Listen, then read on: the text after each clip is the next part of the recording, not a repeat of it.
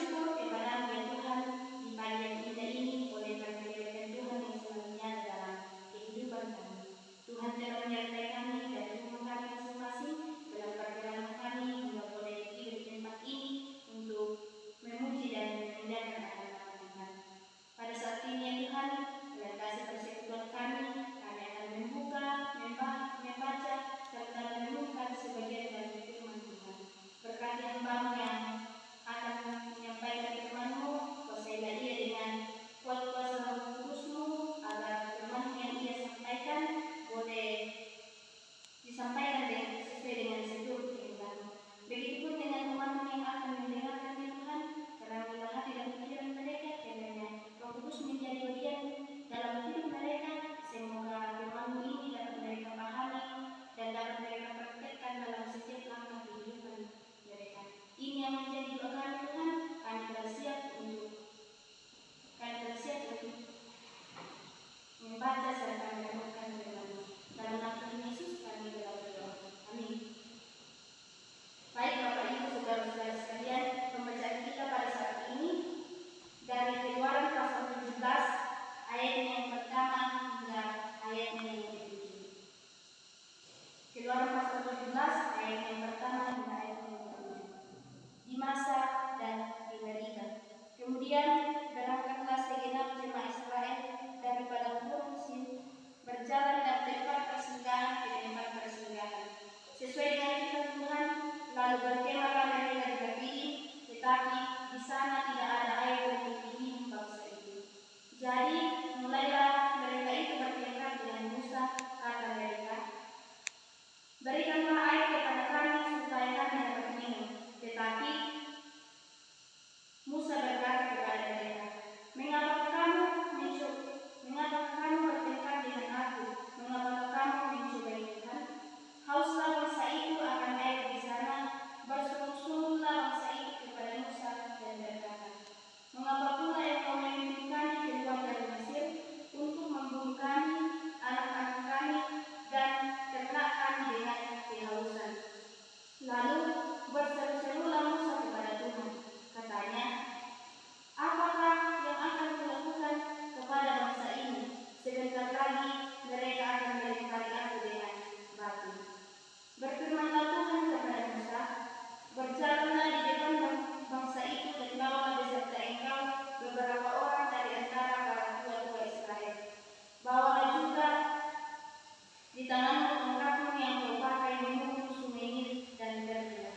Maka aku akan berdiri di sana di depanmu di atas gunung batu Horeb. Haruslah kau pukul gunung batu itu, dan dari dalamnya akan keluar air, sehingga bangsa itu dapat minum. Demikianlah diperbuat Musa di depan mata tua-tua Israel.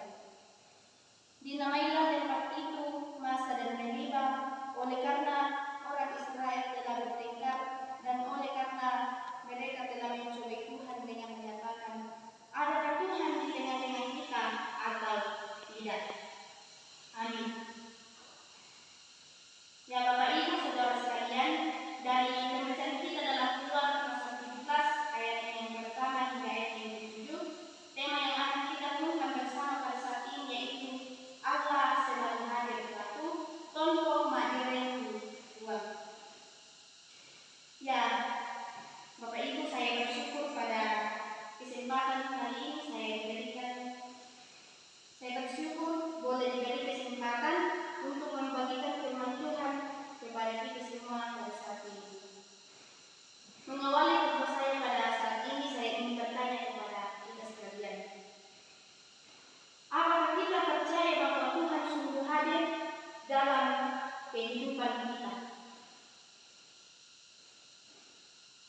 Ya, kita merasakan bahwa Tuhan hadir dalam setiap kehidupan kita, di tengah-tengah kehidupan kita. Namun kenyataannya kadang masih banyak di antara kita yang meragukan kehadiran Tuhan. Apalagi ketika kita mengalami sebuah pergumulan, penderitaan,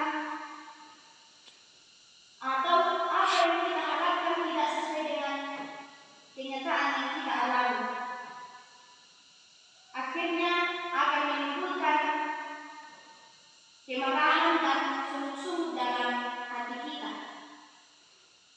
Begitupun yang dialami oleh bangsa Israel ketika mereka dalam perjalanan keluar dari tanah Mesir.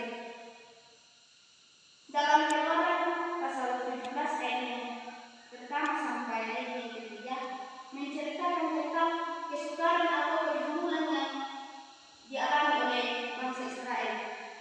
Mereka mengalami pergumulan karena kehausan dan tidak ada air yang akan mereka minum. Dalam keadaan ini, bangsa Israel menyalahkan Musa yang telah memimpin mereka. Mereka memprotes Musa yang tidak sanggup menyelamatkan dan menolong mereka.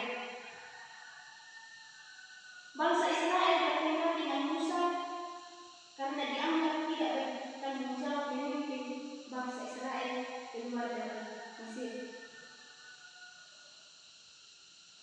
Apa yang diharapkan bangsa Israel tidak sesuai dengan kenyataan yang mereka hadapi. Hal itulah yang membuat bangsa Israel menjadi marah dan bersungguh-sungguh kepada Musa dan berkata, Mengapa pula engkau memimpin kami keluar dari Mesir untuk membunuh kami, anak-anak kami dan ternak kami dengan kehausan?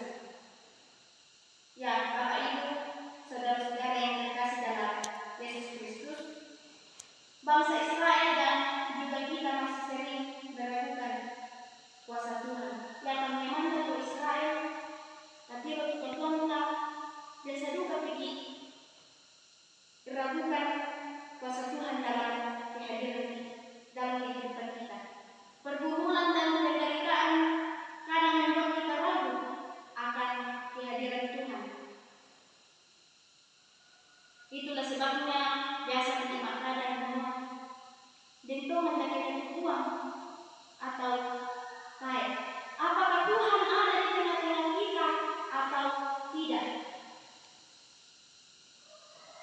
Padahal Tuhan sungguh peduli kepada kita dan tahu apa yang kita butuhkan.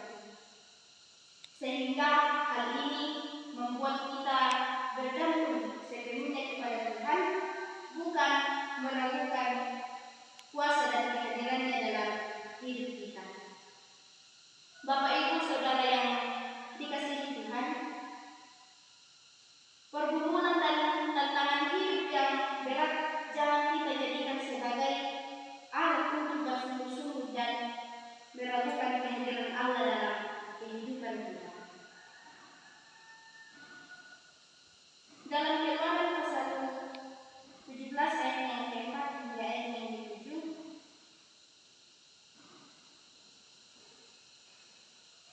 diceritakan tentang sungguh-sungguh bangsa Israel kepada Musa yang meragukan kuasa dan kehadiran Tuhan di tengah-tengah mereka.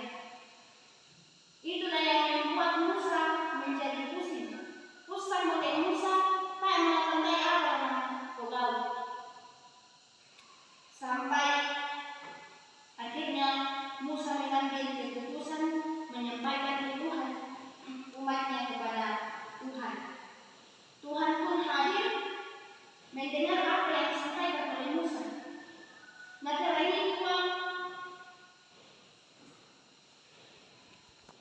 apa yang disampaikan oleh Musa, sehingga Tuhan hadir dengan kuasanya memberi solusi bagi Musa menolong bangsa Israel. Bapak Ibu Saudara yang terkasih dalam Kristus Yesus, dalam kehidupan kita pun ketika kita juga mengalami pergumulan, penderitaan, sebenarnya Tuhan tidak berdiam diri. Namun Ia tetap hadir di tengah-tengah kehidupan kita, membukakan jalan asalkan kita datang kepadanya dan menyerahkan seluruh persoalan yang kita alami. Tetaplah mewujudkan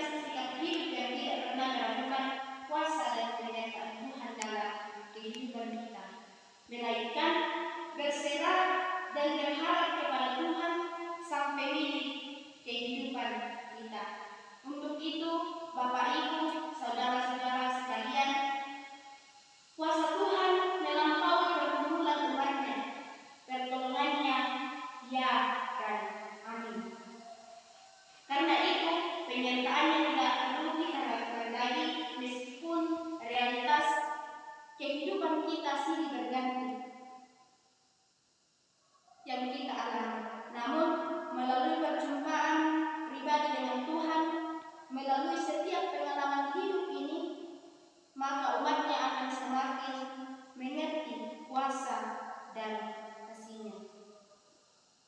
Tuhan juga mengetahui seluruh kehidupan kita dan tak ada yang tersembunyi baginya. Untuk itu, teruslah merespon kehadiran Allah dalam berbagai hal yang